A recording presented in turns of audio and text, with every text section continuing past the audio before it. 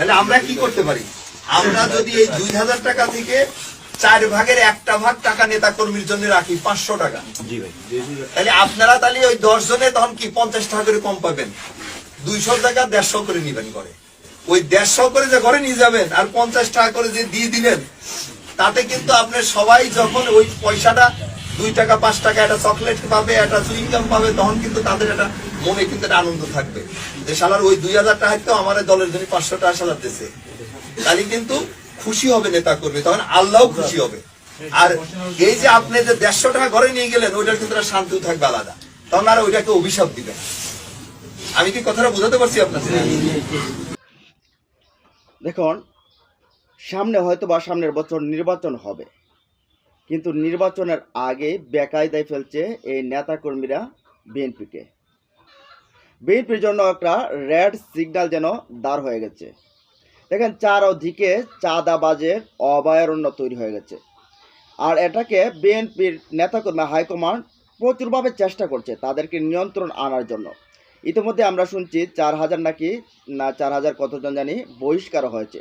কিন্তু বিশাল দল, আবার অনেকে যুক্তি দিচ্ছে বিশাল দল, এগুলোকে আমরা সামালতে পারছি না। সামালতে না পারলে ছোট করেন, তারপরে তো আপনাদের নিবাসটা ধরে রাখেন। না হলে এই যে আপনাদের যা শুরু হয়েছে, আপনাদের সারা দেশে চাঁদাবাজ নামে আপনাদেরকে আখ্যায়িত করতেছে। দেখেন, আপনার পুরো দলটাকে, কিন্তু পুরো দলের সবাই কিন্তু খারাপ না, কিন্তু আপনারা যখন ব্যর্থ হচ্ছেন এই বিষয়গুলোতে, তখন সারা দেশে আপনারা চাঁদাবাজে আখ্যায়িত হচ্ছেন।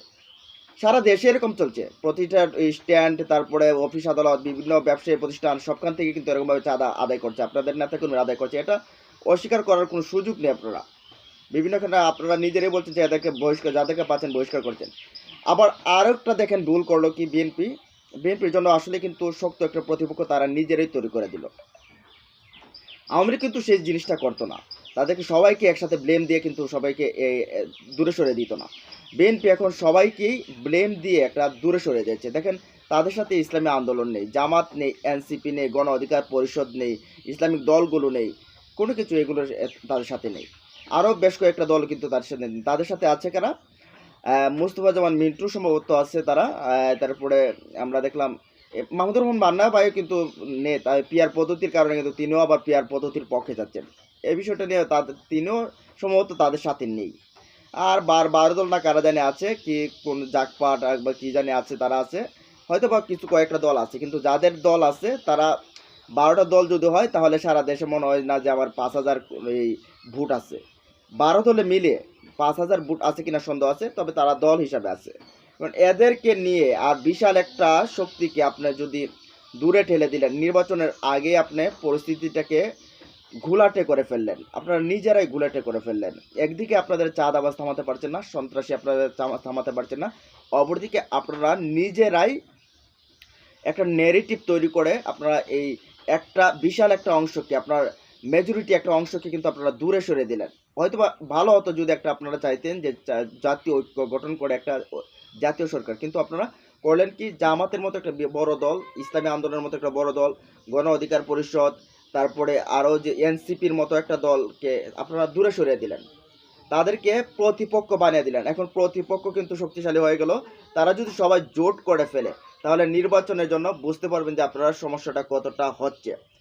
তো এই মুহূর্তে এখনো সময় আছে যে প্রতিপক্ষ কাউকে না বানিয়ে, কাউকে আপনার দূরে সরিয়ে না দিয়ে নিজের দলের জন্য কাজ করেন, নিজের দলটাকে গোছান। অনেকে আবার বলবেন যে আপনারা আবার জ্ঞান দিতে আসছেন, আমরা এত বছর ধরে আমরা চুল দাড়ি সব পাকিয়ে ফেলছি, আমরা এই দল করতে করতে, আমরা রাজনীতি করতে করতে, আর এখন আমাদেরকে জ্ঞান দিতে আসছেন। জ্ঞান দিতে না, আমরা যারা সমালোচনা করি সেটা আপনাদের ভালোর জন্য করি। সমালোচকরা কখনো আপনাদের খারাপের জন্য করে না। তো দেখেন, সবাইকে আপনারা দূরে সরিয়ে দিলেন। এখন সবাইকে দূরে সরিয়ে আপনারা একলা হয়ে গেলেন। এখন একার সাথে যদি বিপদে পড়েন, আপনাকে টানা তোলার মতো কেউ আছে? নেই তো। এখন নির্বাচন আসবে, নির্বাচন আগে যে এক মিটফুটের ঘটনা দিয়ে সারা দেশে আপনারা জনপ্রিয়তা কি পরিমাণ যে ডাউন করছেন, আপনারা সেটা হয়তো আপনারা অনুমান করতে পারছেন না। আপনারা ভাবতেছেন যে শেখ হাসিনা বলতো যে সারা দেশের জনগণ আমাদের সাথে আছে, কিন্তু আপনারা এখন বলতেছেন যে আমরা বড় দল, আমাদের সাথে সারা দেশের জনগণ আছে। কিন্তু শেখ হাসিনাকে যখন দেশ থেকে তাড়াইছিল, তখন সারা দেশের এই জনগণ কিন্তু মিলে তাড়াইছিল, নাইমা তাড়াইছিল। এখন আপনাদেরকে বলছি না, তারাবে বলছি না, আপনাদেরকে যখন নির্বাচনে যাবেন, যখন বলছেন যে আপনারা বড় দল, আপনাদের সাথে দেশের সব জনগণ আছে, তখন আপনাদেরকে হয়তো বা এই ফলাফলটা এই জনগণ দেখিয়ে দেবে যে আপনারা যখন এই আপনাদের হাতের কামাই এগুলো থাকবে, যদি আপনারা এদেরকে থামাতে না পারেন, আপনারা প্রতিপক্ষকে আপনাকে সবাইকে প্রতিপক্ষ বানিয়ে ফেললেন, আরেকদিকে আপনারা চাঁদাবাজকে থামাতে পারছেন না, সন্ত্রাসকে থামাতে পারছেন না, এই চাঁদাবাজার সন্ত্রাসটাই কিন্তু আপনাদেরকে থামিয়ে দেবে। তো এদেরকে থামান, আর আপনারা নিজেরাও কৌশলী হন, তাহলে দলটাকে নিয়ে হয়তোবা আপনারা ক্ষমতায় যাবেন, না হলে হয়তোবা আটকেও যেতে পারেন। যাই হোক, এই বিষয়গুলো ছিল আমাদের পরামর্শ। আপনাদের জন্য কোন সাইটগুলো একটু যে বিপজ্জনক, কোন আপনাদের সমস্যা তৈরি করতে পারে, এগুলো আপনাদেরকে আমরা বলছি। আর হয়তোবা যদি আপনারা যদি নেগেটিভ ভাবে নেন, আমাদের আসলে করার কিছু নেই। আর এই বিষয়গুলো, এই ভিডিওর ব্যাপারে আপনাদের মতামত জানিয়ে দিন কমেন্ট বক্সে। ভালো থাকুন, সুস্থ থাকুন, আল্লাহ হাফেজ।